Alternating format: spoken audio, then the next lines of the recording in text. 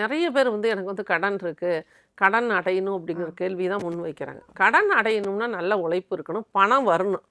பணம் வந்தால் தான் கடன் அடையும். அப்போ அந்த இடத்துல நம்ம என்ன சொல்கிறோம் அப்படின்னா, இதற்கு வந்து ஒவ்வொரு நேரம், காலம் அப்படிங்கிறது ஒரு விஷயம் இருக்குது. ஏன்னா காலம்தான் முடிவு பண்ணுது. காலமும் நவ கிரகங்களும் தான் நம்மளோட வாழ்க்கையை முடிவு பண்ணும். அப்போ அந்த குறிப்பிட்ட காலம் அப்படிங்கிறத பிடிக்கணும்.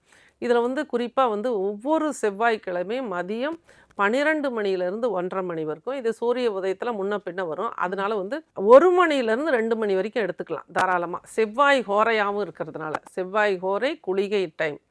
இந்த டைமில் செய்யக்கூடிய விஷயங்கள் பாசிட்டிவாக முடியும். நம்ம என்ன நினச்சி அந்த பிரார்த்தனை பண்ணுறோமோ அது நிச்சயமாக நடக்கும். அது ஒரு கருத்து.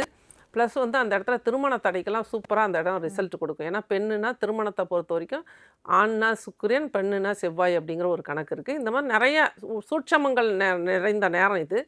இந்த டைமில் ஒரு கல்லுப்பு, ஒரு பாக்கெட் சாதாரண கல்லுப்பு, இந்த பிராண்டெல்லாம் வாங்கக்கூடாது. சாதாரண கல்லுப்பு 20 ரூபா நோட்டாக எடுத்துகிட்டு போய் வாங்கணும். ஜிபே, ஃபோன்பே கிடையாது.